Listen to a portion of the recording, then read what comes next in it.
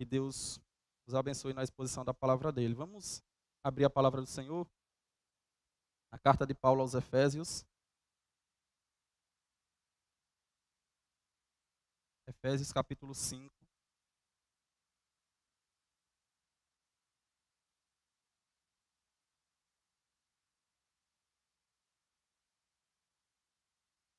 Efésios capítulo 5,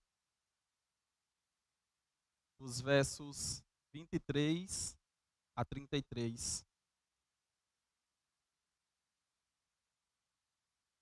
A palavra do Senhor diz assim. Verso, vamos ler o verso 22 ao 33. 22 diz assim: Mulheres, sujeitem-se cada um ao seu marido como ao Senhor, pois o marido é o cabeça da mulher, como também Cristo é o cabeça da igreja, que é o seu corpo, do qual ele é o Salvador.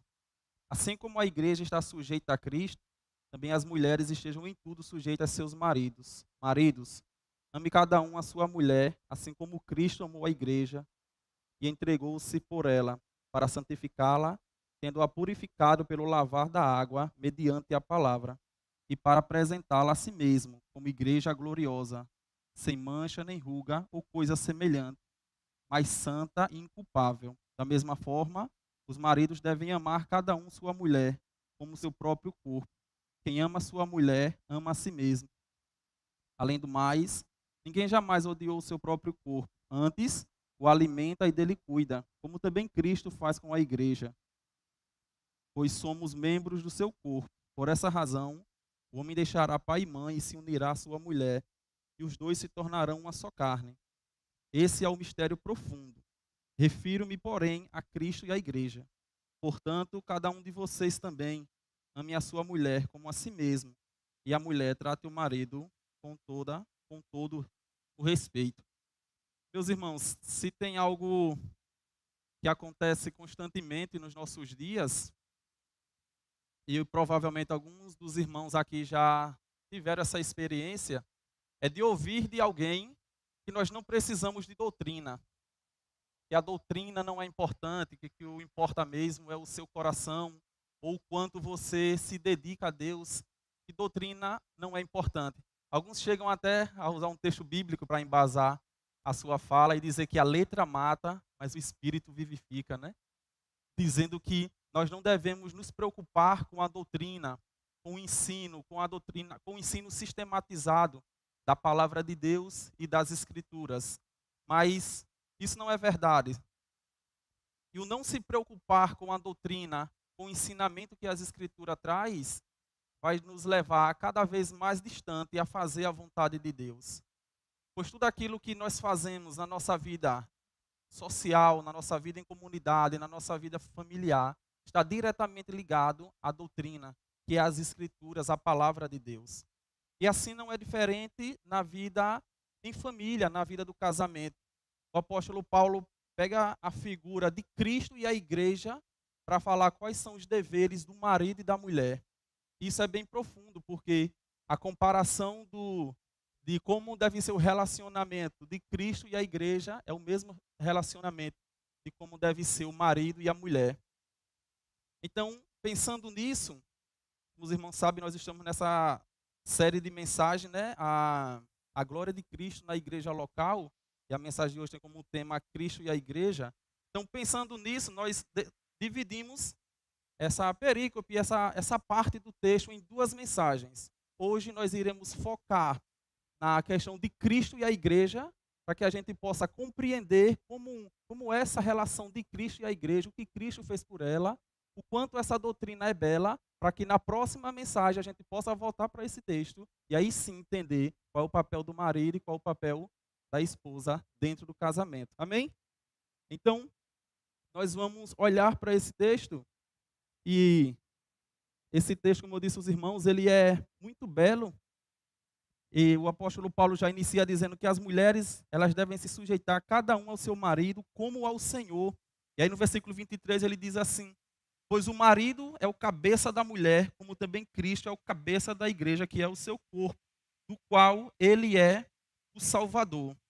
Meus irmãos, como eu disse, essa figura do casamento, ela está muito viva aqui. E nós precisamos voltar um pouco na história e tentar entender qual é o contexto de casamento que o apóstolo Paulo está falando aqui. Não é um casamento do que nós temos hoje. A forma que o casamento era feito na época em que essa carta foi escrita era um pouco diferente. Eu gostaria de compartilhar com os irmãos mais ou menos de como era feito o casamento naquela época, para que a gente possa entender o que Paulo quer nos dizer nesse texto. Então, basicamente, quando uma moça ela era prometida a um rapaz, eles dois entravam em um processo. Hoje nós temos basicamente namoro, noivado e casamento. Eles tinham algo diferente um pouco de nós, né? Com alguns detalhes bem ricos, mas eles tinham também esse primeiro passo, que era o primeiro passo ali do noivado, onde a mulher era prometida ao homem, e ali eles já tinham um compromisso, diferente um pouco de hoje, mas para eles, talvez se a gente olhar para lá e olhar para aqui hoje, a gente já diria que lá já era um casamento. Apesar deles não estarem vivendo na mesma casa, vivendo juntos, mas a mulher já estava prometida ao homem. E eles só poderiam, inclusive, se separar se houvesse um adultério já durante o noivado. Fora isso, eles não poderiam. Por isso que aquele caso lá de José e Maria, José decide deixar Maria porque, a princípio, ele estava entendendo que ele tinha sido traído. Então, legalmente, ele poderia fazer essa separação do noivado. E aí iniciava o noivado, e esse noivado, ele era um compromisso que era assinado entre os familiares e os noivos. Eles assinavam aquele compromisso. Então, eles entravam em um segundo passo, que era o passo da preparação, onde a mulher estava em sua casa se preparando, aguardando esse grande dia, e o homem também na sua casa, aguardando esse grande dia. Nesse período da preparação do noivado, era o período onde o homem pagava o dote ao pai da esposa. Ele pagava um valor ali pelo casamento, ele pagava ao pai da esposa. Era nesse período da preparação. Logo depois de firmar o noivado, ele entrava nesse processo da preparação. Tá. Tudo isso aconteceu, chegava o momento deles casarem, era o momento da procissão. O noivo saía da sua casa juntamente com seus amigos e familiares em procissão em direção à casa da sua noiva. E ali eles iam em festas, ali tinha banda de música, e o noivo em direção à casa da sua noiva em festa, junto com seus amigos, todo mundo se alegrando. Esse era um período, como eu disse aos irmãos, de muita alegria, pois o noivo estava todo esse tempo se preparando para se encontrar com a sua grande esposa. E aí, ao chegar nesse lugar, ao chegar, na verdade, próximo da casa da esposa, escutava-se a voz das amigas da esposa dizendo: olha o noivo está chegando. Então a noiva, com o coração alegre, se alegrava juntamente com todos os seus familiares, e eles iniciavam um grande banquete.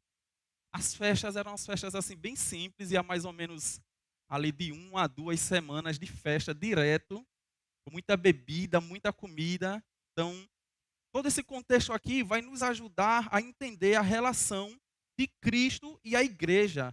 Porque quando nós olhamos para a Bíblia e nós olhamos para as Escrituras, essa imagem de que Cristo é o noivo da igreja, de que Cristo é o esposo da igreja, é muito corriqueira.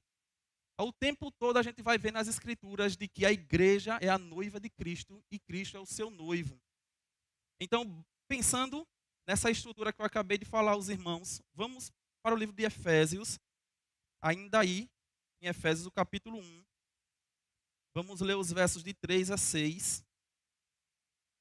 Efésios, capítulo 1, versículo de 3 a 6, que diz assim: Bendito seja o Deus e Pai de nosso Senhor Jesus Cristo, que nos abençoou com todas as bênçãos espirituais nas regiões celestiais em Cristo, porque Deus nos escolheu nele antes da fundação do mundo, para sermos santos e irrepreensíveis em sua presença, e em amor nos predestinou, para sermos adotados como filhos por meio de Jesus Cristo, conforme o bom propósito da sua vontade, para o louvor da sua gloriosa graça, a qual nos deu gratuitamente no amado. Então, irmãos, eu peço que vocês tenham comigo aquela imagem do noivado, aquela imagem que é selado um compromisso entre aquele noivo e a noiva. Tenha comigo essa imagem. E nós olharemos para esse texto e devemos imaginar que aquilo que o texto está nos dizendo, que o apóstolo Paulo inicia dizendo que nós devemos bendizer ao Deus Pai por causa de Jesus Cristo. E aí ele vai dizer porque antes da fundação do mundo, né? Nos tempos eternos, Deus decidiu nos dar Cristo e por isso a igreja pode ser quem ela é. Então o que nós devemos ter em mente é que assim como houve toda uma preparação ali para um casamento, o fato da igreja ser a noiva de Cristo não foi um acidente de percurso. Não imagine que ao Adão e Eva caírem em pecado, Deus então inicia o seu plano B. Porque desde a eternidade já havia um plano em que Cristo iria se casar com a igreja, em que a igreja iria ser a noiva de Cristo. Paulo Brasil, ele explicando esse texto aqui, ele vai dizer que nós devemos imaginar que assim como quando os noivos eles selavam ali o noivado, onde tinha testemunhas que assinavam, assim aconteceu na eternidade. Quando o plano de Deus foi decidido, Deus fazer a criação e assim salvar a criação por meio de Cristo Jesus, lá estava o Pai, o Filho e o Espírito Santo. Lá estava a Trindade como quem selando esse propósito, esse projeto de fazer com que a igreja fosse a noiva de Cristo Jesus. E aí Paulo Brasil explicando esse texto, ele vai continuar e ele vai dizer que tem um problema nesse propósito. Havia uma questão aí que o próprio Cristo, o próprio Deus deveria lidar com essa questão. Era a questão que a noiva já estava comprometida. A noiva que Cristo vinha para salvar, ela já estava comprometida com o pecado e a lei a condenava. Então essa questão deveria primeiro ser resolvida. O noivo, de fato, iria vir aqui, mas quando ele chegasse, a noiva já estava comprometida. Essa é a figura que o apóstolo Paulo traz em Romanos. Ele vai dizer que nós estávamos casados com o pecado. Então, quando a gente morre, quando a igreja morre para a sua velha natureza e ressuscita para Cristo, aí ela está livre para casar de novo. Então, Cristo, dentro dessa figura, Cristo vem, paga o preço pelo pecado. Quando confessamos Cristo como Salvador, nós morremos para o velho homem e assim podemos casar de novo. Porque nesse caso só haveria a possibilidade de um casamento se houvesse uma morte de um dos dois. Então, nós, como povo de Deus, como criaturas de Deus, estamos, a princípio, casados com o pecado e não temos condições de ter Cristo como nosso noivo. Nós não temos condições, quando estamos longe de Deus, de dizer que Cristo é o noivo da igreja, porque nós estamos casados com o pecado. Por isso, nós devemos morrer para o pecado e ressuscitar para Cristo. E aí sim, receber Cristo como o noivo. E aí eu gostaria de frisar aqui com os irmãos esse compromisso que é feito de Cristo com a igreja desde antes da fundação do mundo. Porque o texto vai dizer que isso foi feito em amor. Ou seja, o fato de Cristo planejar vir nos salvar está baseado, está sustentado, os alicerces desse plano, desse projeto de Deus, é o amor de Deus. É por isso que eu e você, mesmo depois que confessamos Cristo, ainda pecamos de forma acidental, com certeza, e Ele assim mesmo nos ama. É por isso que há uma garantia da nossa salvação, porque a base de nos salvar, de salvar a igreja, foi o amor de Deus. E o amor de Deus, ele é um amor incondicional. Lembra lá em Romanos, o que é que Paulo vai falar? Na verdade, em 1 Coríntios, capítulo 13, quando Paulo vai falar ali sobre o amor, ele vai dizer que todas as coisas passarão. Profecia passarão, línguas passarão, mas o amor será eterno. Então, o amor é a base desse relacionamento. Então, quando Cristo decide nos salvar, é feito um compromisso ali para nos salvar. E esse compromisso é baseado no amor. É por isso que Deus nos salva, independente de nós. E se cada um olhar aqui para o coração, vai perceber e vai notar que não é digno da salvação de Deus. Se a gente fazer só um exercício só dessa semana, a gente já vai perceber que nós não mereceríamos ir para o céu.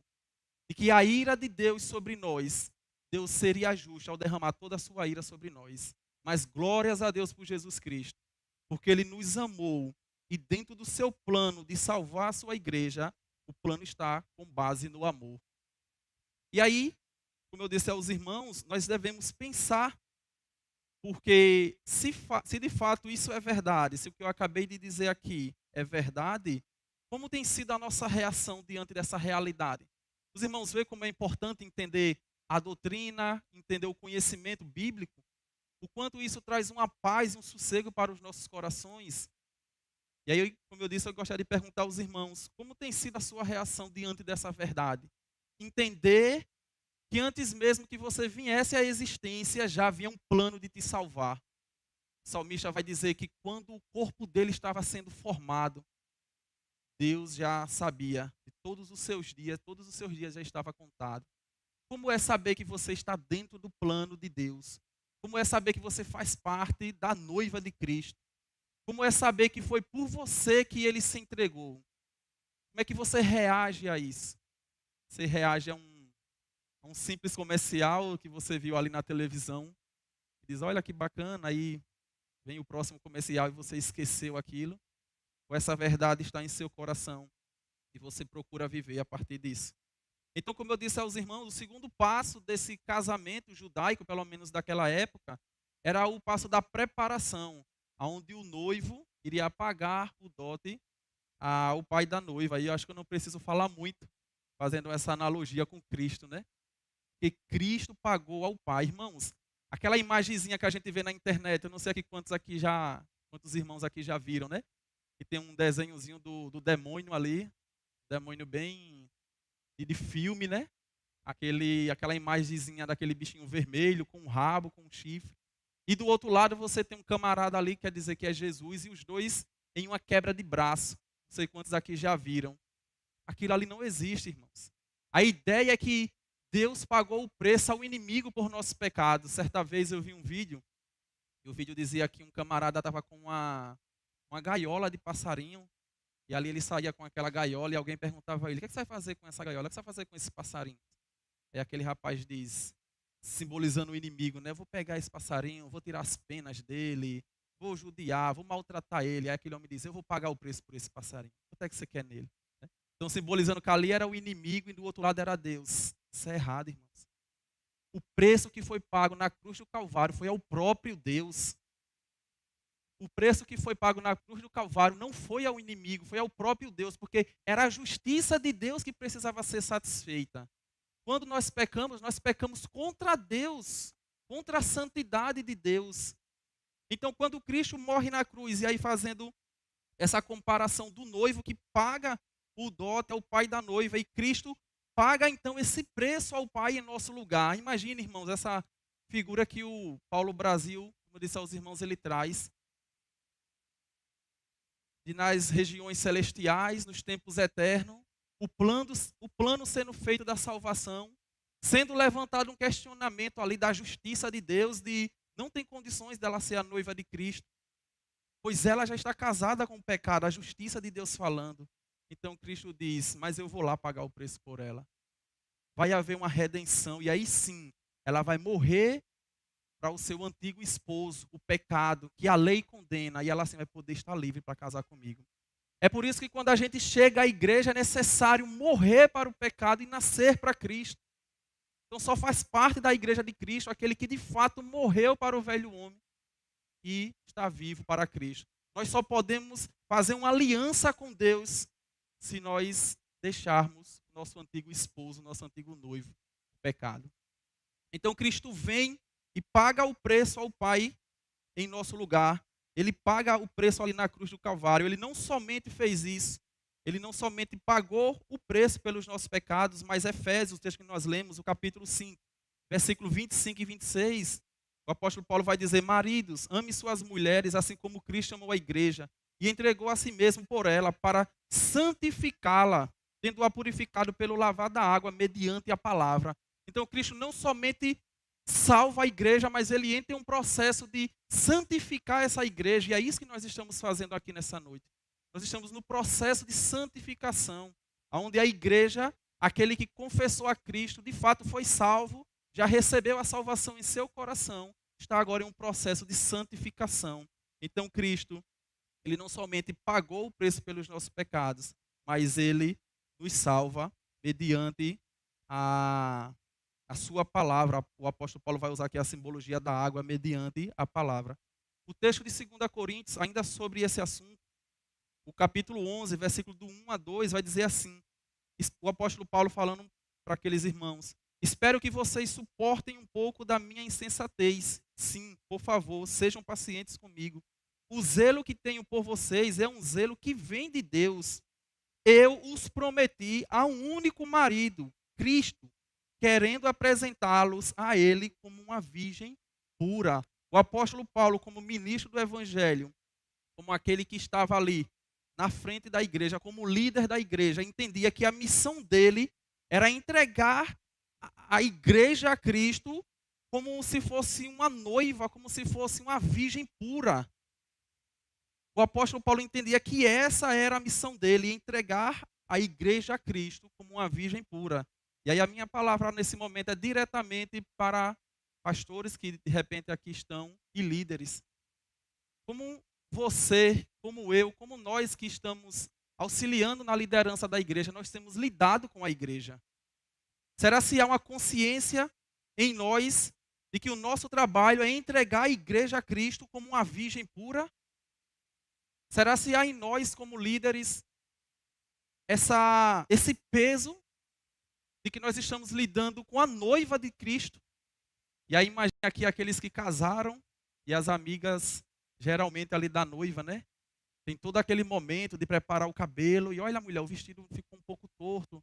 Levanta essa parte, há todo um cuidado com a noiva para que ela seja entregue ao noivo da melhor forma possível, para que ela esteja impecável para ser entregue ao noivo. Então, como nós temos lidado com o povo de Deus? Como nós temos lidado com a igreja de Cristo? Será ser assim como o apóstolo Paulo, nós estamos tendo a consciência de que devemos entregar a igreja ao dono dela como uma virgem pura? A igreja não é nossa. A igreja ela é de Cristo. A igreja tem um dono e o dono dela é Jesus Cristo. Ele é o noivo, ele é o marido da esposa. E você imagina aqui, você que é marido, por exemplo, como você ficaria ao ver alguém maltratando sua esposa ou sua noiva? Certamente você não ficaria bem, ou também não ficaria bem. Então nós temos que ter essa consciência de que nós estamos lidando com a igreja, mas a igreja ela é a noiva de Cristo e a nossa missão é apresentar ela ao seu marido como uma virgem pura. Nós devemos lidar com a igreja como quem estamos lidando como uma virgem pura. E iremos entregar um dia ela a Cristo. Nós iremos um dia nos encontrar com Cristo. Então, como eu disse aos irmãos, você que está aqui, que porventura tem lidado com a liderança da igreja, tenha isso em mente. Você que está aqui, que pensa em lidar com liderança da igreja, já tenha também isso em mente, de que você vai estar lidando com a menina dos olhos de Deus, com a noiva de Cristo.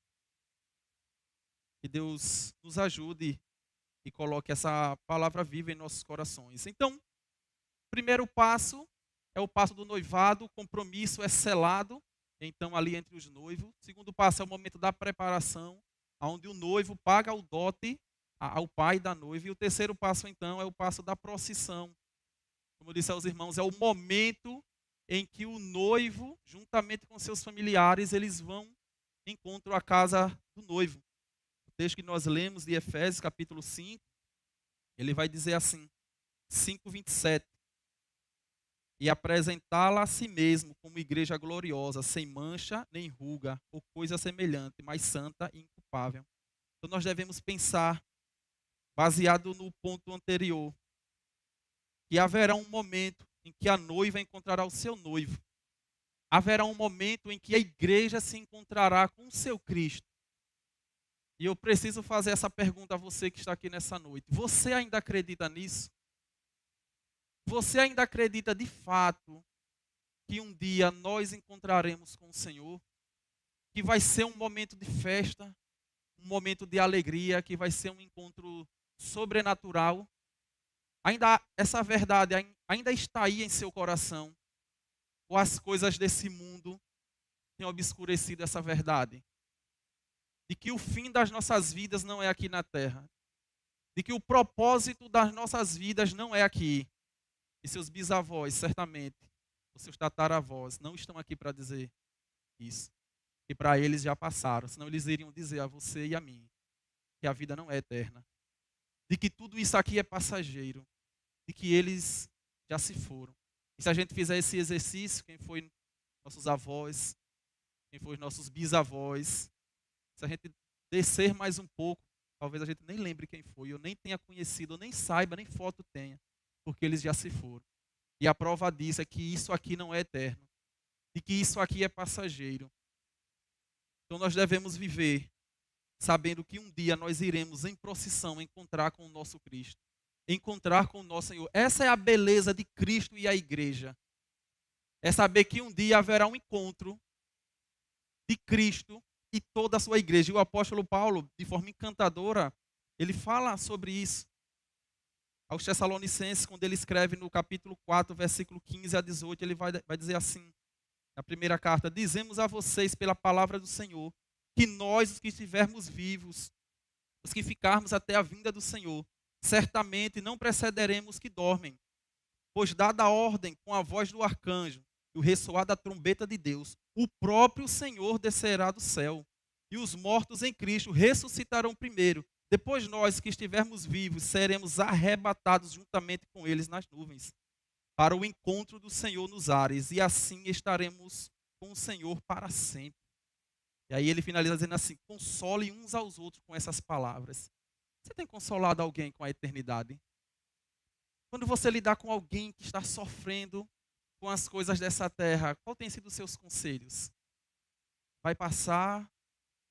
Vamos procurar ajuda que isso vai passar. Você tem dito assim: meu irmão, minha oração é que isso passe, mas se não passar agora, haverá um momento que isso vai passar.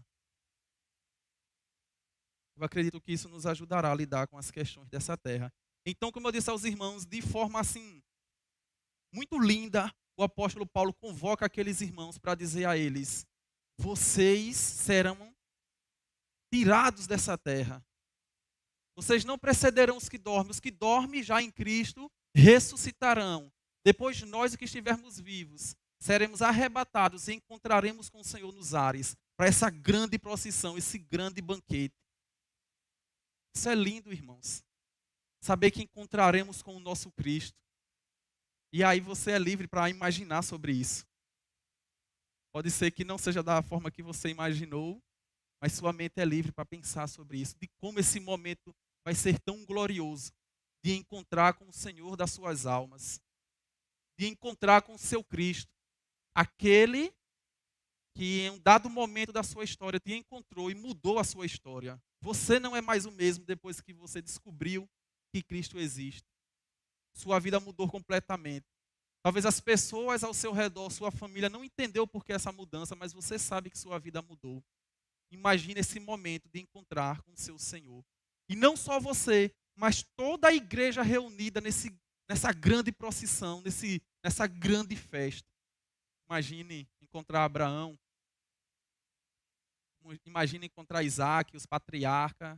Imagine encontrar o salmista Davi. Imagine encontrar todos os santos da história nesse grande dia. Eles ressuscitarão primeiro, depois nós encontraremos com o Senhor nos ares para essa grande festa, esse grande banquete. Creia nisso, meu irmão. Se as coisas da vida, se as circunstâncias da vida, se os prazeres da vida obscureceu isso em seu coração, eu estou aqui essa noite, mediante a palavra de Deus, para trazer luz ao seu coração e mostrar: o seu fim não é aqui. Seu fim é com o seu Senhor e com o seu Salvador. Nós somos a noiva dele. Estamos sendo a cada dia moldados, auxiliados pelo Espírito Santo. Mas um dia essa noiva se encontrará com o seu noivo para sempre. E não haverá mais choro, não haverá mais dor. A palavra do Senhor nos diz que não haverá mais choro, porque Ele enxugará dos nossos olhos todas as lágrimas. Não haverá mais tristeza, porque nós estaremos com o Senhor. E Ele estará juntamente conosco. Então não permita que as noites escuras e sombrias dessa terra obscureça a imagem do seu noivo descendo com os anjos e os santos para te buscar. Não é errado fazer planos nessa terra. Pelo contrário, nós devemos não negligenciar Devemos sim planejar nossa vida da forma melhor. Mas lembre sempre disso. Seu fim não é aqui. O fim da igreja. E que fim seria esse se fosse aqui? Que fim seria esse nosso de saber que até o fim das nossas vidas lutaremos contra o pecado e não veremos o esforço da nossa luta? Mas nós veremos sim o esforço da nossa luta quando o pecado não mais vai estar presente, porque o nosso Cristo brilhará sobre nós, sobre toda a escuridão, estaremos com Ele. Então guarde isso em seu coração, meu irmão, minha irmã. Seu fim não é aqui. Nos momentos de alegrias, lembre disso, seu fim não é aqui. E nos momentos de tristezas, de angústias, seja consolado com essas palavras, como disse o apóstolo Paulo. O meu fim não é aqui. Sempre quando eu falo ou toco nesse assunto, sempre me vem os mártires da igreja. E como eles lidaram com a morte, como eles reagiram diante da morte, como eles se entregaram em nome do seu Senhor e do seu Deus, porque havia uma esperança viva em seus corações, de que o fim não era a sepultura, de que eles encontrariam com o seu Senhor, iriam se encontrar com o seu Senhor. E eu olho para os mártires quando eu leio ou assisto sobre isso e eu digo, meu Deus, me ajude. Eu não sei se eu entregaria dessa forma. Eu me vejo diante da situação daqueles homens cantando hinos e louvores ao nosso Deus, enquanto seus pés estão sendo queimados diante da fogueira e eles estão glorificando a Deus. Eu olho para a Bíblia e vejo o primeiro mártir, Estevão, dizendo, perdoa, Senhor. Eles não sabem o que fazem. E eu, Senhor, essa verdade precisa estar dentro do meu coração, porque por menos que isso, eu já estou desesperado, eu acho que o mundo acabou para mim. Nós devemos olhar e entender que o nosso fim não é aqui. Então, no momento de alegria, lembre, essa alegria é só a ponta de uma alegria maior que vai ser se encontrar com o Senhor. E no momento de tristeza, também lembre, o Senhor enxugará o seu rosto, toda a sua lágrima. E que Deus, meus irmãos, coloque essa verdade em nossos corações. Então, aquela figura que a gente vem trazendo aqui desde o início, do noivado, em seguida, naquele momento do compromisso que eles selam ali. Agora a gente vê esse momento da procissão. Então é o momento em que a festa inicia. E esse momento é um momento muito glorioso. O versículo 32 do nosso texto base de Efésios, capítulo 5, diz assim. O apóstolo Paulo diz, esse é um mistério profundo. Refiro-me, porém, a Cristo e à igreja. O apóstolo Paulo olha para tudo isso que a gente acabou de falar aqui, olha para a relação disso com o matrimônio, com o casamento, e o apóstolo Paulo diz, esse é um mistério profundo. E aí ele vai dizer, eu refiro-me a Cristo e à igreja. Porque está além da nossa capacidade, de como Deus se entrega na cruz para nos salvar. Irmãos, está além disso, como eu disse aos irmãos, se a gente fizer um reflexo, se a gente parar para pensar, para meditar, a gente vai ver que nós não somos merecedores. Nós iremos ver que nós não merecemos. Por isso que o apóstolo Paulo diz que é um mistério profundo quando ele se refere a Cristo e à igreja, porque é um amor incondicional. É um amor que não põe condições. E esses irmãos aqui sabiam, ou pelo menos tinha a dimensão disso, porque nesse caso aqui nós iremos ver na próxima semana sobre isso. Motivos de separação entre os casais era algo simples. Ah tá, a mulher engordou, larga ela. Não faz uma comida boa, larga ela. Não gostei da roupa que ela começou a vestir, deixa ela. Então quando o apóstolo Paulo diz que esse é um mistério profundo desse casamento de Cristo com a igreja, ele está falando de algo que é sobrenatural, ele está falando de algo que ele usa essa palavra aqui, mistério, para descrever aquilo que está em seu coração. É um mistério profundo. É uma profundeza eterna entre Cristo e a igreja. E mais profundo ainda é saber que nós estaremos com Ele eternamente. Você aqui nessa terra certamente já perdeu pessoas que você gosta. Você sabe o quanto isso foi triste ou está sendo triste perder pessoas tão amadas? Lá na eternidade, nós não perderemos ninguém. nós estaremos com o nosso Cristo e com toda a igreja reunida. O amor de Deus, que é a base de tudo, irá sustentar essa festa que vai ser eterna. Certa vez eu tinha um questionamento em meu coração de como iria ser esse grande dia, porque a Bíblia nos diz que esse será um dia de alegria. Será um dia de muita alegria, um dia de festa, um dia de banquetes. E eu dizia, meu Deus, sempre tinha esse questionamento comigo, meu Deus, como vai ser um banquete?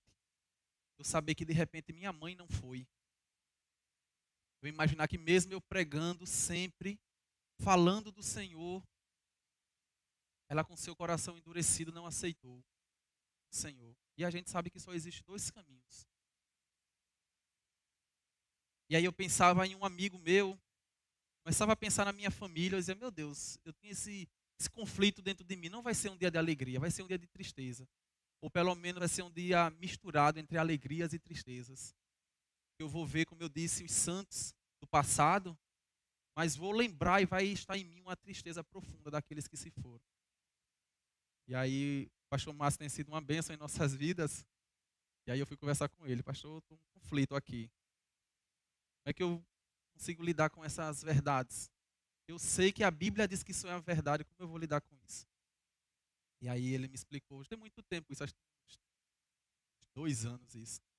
E aí ele me explicou, bem Felipe, o amor que nós sentimos por Deus hoje ainda é um amor, estou parafraseando, irmãos, já tem 2 anos, então eu não lembro especificamente as palavras que ele usou, mas a ideia foi essa.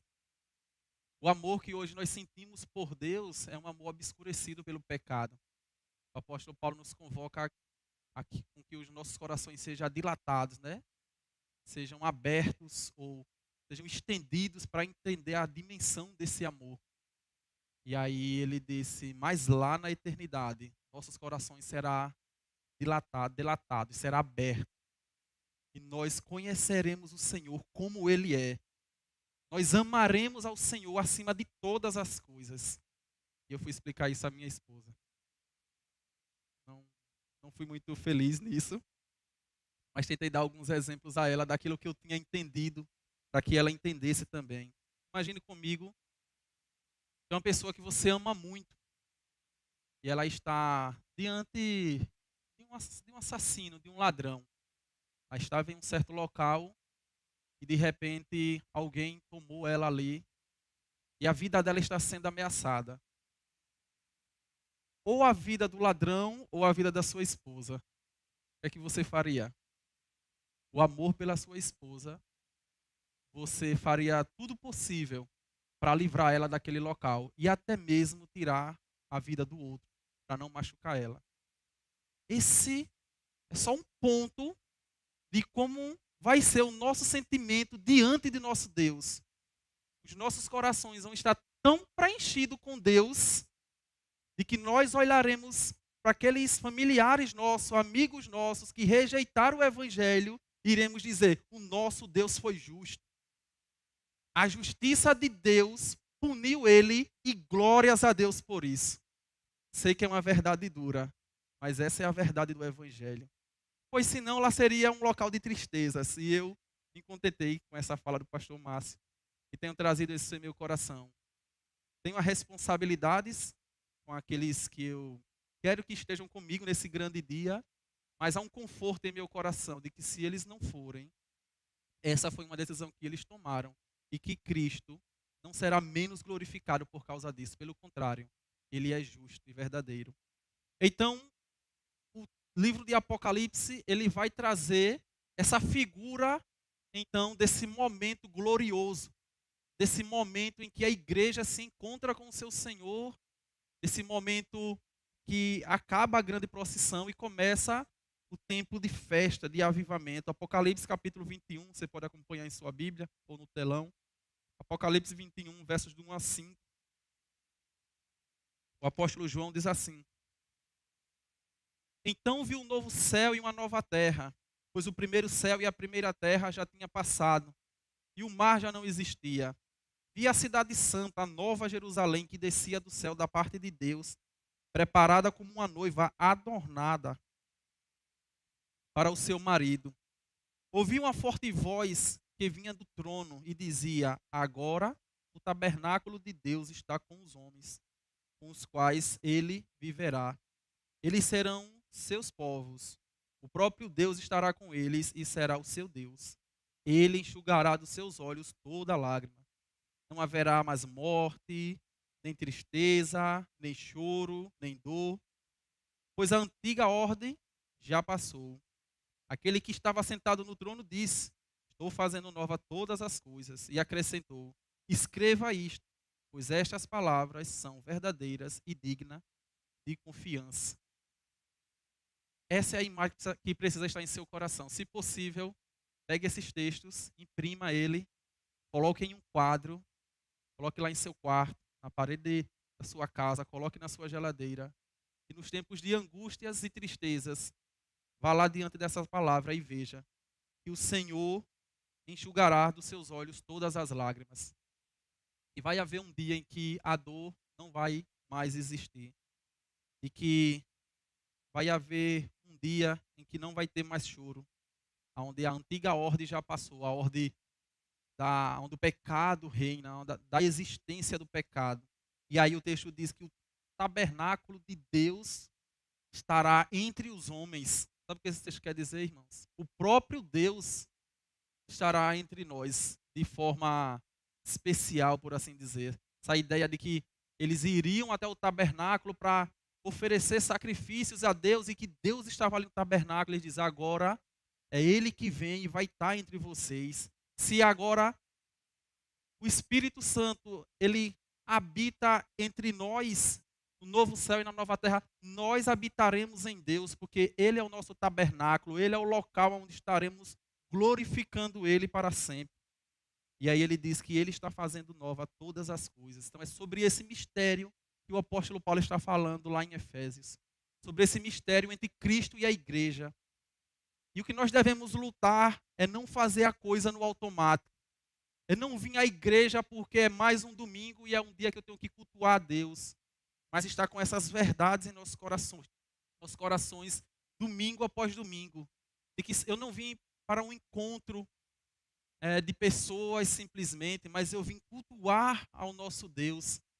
De que eu vim aqui não para receber do culto, mas para cultuar o nosso Deus, para prestar culto juntamente com os louvores e com a mensagem, prestar um serviço de culto ao nosso Deus, na certeza de que isso aqui é só um ensaio do que faremos eternamente.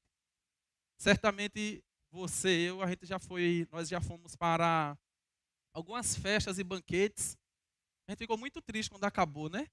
Aquelas festas com muita comida, muita bebida, muitas pessoas boas ali. Era um momento bom, mas de repente aquilo acaba. Você precisa ir embora. De repente o dono da festa fala: olha pessoal, principalmente aqueles que ficam até o final, né? Pessoal, já estamos acabando aí, já está encerrando. Aí você fica muito triste e fica pensando: vou esperar o próximo Natal, para que no próximo Natal eu consiga juntar todo mundo de novo e fazer novamente aquele momento tão feliz. E você fica com aquele sentimento no coração, esperando o próximo Natal. Vai haver um momento em que nós estaremos eternamente em festas com o nosso Deus. É esse momento da festa, onde o noivo se encontra com a sua noiva, onde há o casamento de forma, por assim dizer, definitiva, e nós entraremos em um momento de festa que não acabará mais. Vai ser um momento de alegria que não terá mais fim, porque nós estaremos sempre em festas na presença do nosso Deus. Esse é o mistério de Cristo e a igreja. Essa é a verdade que deve estar em nossos corações. E com essas verdades, com tudo isso que eu disse, no meu e no seu coração, eu preciso fazer algumas perguntas e peço que você reflita sobre isso. A primeira pergunta é: você de fato acredita em tudo isso que eu acabei de expor aqui, da palavra de Deus? De coração, sinceramente, você para você mesmo, você acredita de fato em tudo isso que eu falei aqui? Se de fato o que eu mostrei aqui é as verdades da Bíblia, você acredita nisso? Se a sua resposta for sim, eu te convido a viver diariamente essa verdade. Se a sua resposta for, Felipe, tudo isso que você falou é lindo, é maravilhoso. Essa questão de Cristo e a igreja, de como Cristo decidiu desde a eternidade salvar a igreja, se entregando na cruz do Calvário, entregando o seu corpo, sendo humilhado diante de pecadores. Se você de fato acredita em toda essa verdade, então viva essa verdade. Nós devemos viver essa verdade. E que mesmo que nós, em dados momentos da história, da nossa vida, vamos sofrer, vamos passar por momentos difíceis, momentos alegres, mas haverá um momento em que tudo isso vai passar e eu estarei, nós estaremos com o Senhor da glória, com o nosso Deus, e veremos Ele como Ele é. O seu e o meu coração será dilatado, será aberto de forma extraordinária. Cristo, de uma forma plena, estará em nós. O problema do pecado será resolvido. Nós olharemos para o Senhor da glória e iremos nos prostrar diante dele. Essa é a imagem que João vê em Apocalipse. A igreja, o povo de Deus é recebido nos céus, João diz. Então é dado uma coroa à igreja, ao povo de Deus, porque ela venceu. Ela passou por momentos difíceis, mas venceu. O texto diz que a igreja tira a coroa da sua cabeça e coloca diante do nosso Deus. Entendendo que apesar de tudo que passamos aqui, e nós conseguimos ficar firmes, só fizemos isso por causa do nosso Deus. O texto diz que eles tiram as coroas diante de suas cabeças e colocam diante de Deus e diz: o Senhor sim é o rei. O Senhor sim merece toda a glória. O Senhor sim merece essa coroa. Porque o Senhor é o nosso Deus. Então, se isso é verdade para você, viva diariamente, sabendo que isso é verdade, que isso seja um consolo para o seu coração. Mas eu tenho uma segunda pergunta. Se você está aqui e a sua resposta é não, eu não acredito nisso, eu tenho dificuldade ainda de entender isso. Isso ainda não desceu para o meu coração, eu tenho muita dificuldade de entender essa questão de que Cristo precisa me salvar, de que alguém precisou morrer por mim, de que eu não sou tão pecador assim, como assim alguém precisa morrer pelos meus pecados? Se você é essa pessoa, eu te convido a olhar para dentro do seu coração também e perceber que você não é tão bom assim quanto você pensa. E que você precisa de um Salvador. E que você precisa de um justificador. Sabe por quê? Porque nós estaremos um dia assim, em festas. Mas aqueles que não confessaram a Cristo estará diante do tribunal de Deus. Então, se você está aqui e você ainda não confessou Cristo verdadeiramente no seu coração, tenha isso em mente. Você encontrará também com o Senhor, mas é para ser julgado diante de Deus. E a figura que Apocalipse traz do dia do julgamento é um trono branco. A ideia de santidade, de pureza. E lá todas as nossas obras, todas as intenções das nossas obras estará diante de Deus. Nós prestaremos conta a Deus. Nós, quero dizer, aqueles que não confessaram Cristo como Salvador, porque nós que já confessamos que iremos até o final nessa fé, estaremos em festa com o nosso Deus. E não iremos ser julgados entre céu e inferno, porque Cristo já pagou o preço pelo nosso lugar. Mas receberemos uma recompensa da parte do nosso Deus pelo nosso trabalho. Então, se você está aqui hoje, ou se você está me ouvindo na internet, de alguma forma essa mensagem tem chegado até você, e essas verdades não estão em seu coração, você precisa refletir sobre isso, olhar lá para dentro e perceber que você precisa de um noivo. Você precisa de alguém para te livrar da condenação. Você precisa de alguém que pague o preço por você. Eu concluo essa mensagem, irmão, dizendo que essa doutrina de Cristo e a igreja é uma doutrina bela. Pense, irmãos, o apóstolo Paulo vai falar sobre casamento, sobre vida relacional. E ele tem como base tudo isso que nós falamos aqui. Então não dá para falar sobre casamento, sobre o papel do marido e da mulher, sem antes entender isso aqui. Por isso nós dividimos esse texto em duas partes. Então essa doutrina é muito bela de Cristo e a igreja, e como é bom saber que nós, como igreja, como noiva de Cristo, temos um noivo que pagou o dote, que pagou o preço na cruz em nosso lugar. Por isso que tem uma música que ela diz assim: eu estou pagando, o preço para morar no céu estou pagando. Essa música não é verdadeira, ela precisa ser reformulada. O preço para nós morarmos no céu, Cristo já pagou, Ele pagou o dote ao Pai. Então os nossos pecados, todos os nossos pecados, foi jogado no mar do esquecimento.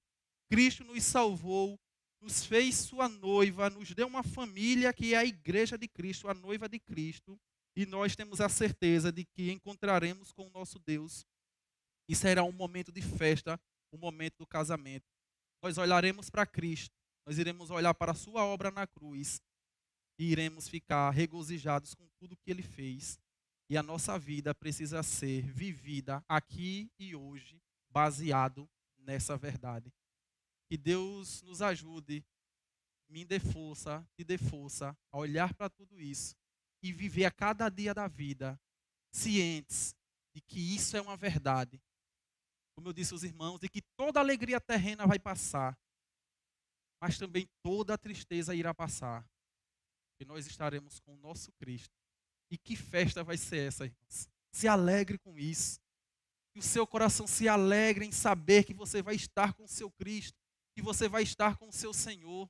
Acho que as mulheres, principalmente, ela consegue, né, os noivos também, os homens, né, que casaram e pôde ver a esposa entrando ali. Que emoção foi no coração dos irmãos de ver a esposa entrando linda e bela para aquele casamento. E aquele sentimento que você teve em seu casamento é um pouquinho do que você vai ter lá com o nosso Cristo. Que Deus nos abençoe e que essa verdade desça até os nossos corações. Amém? Vamos orar.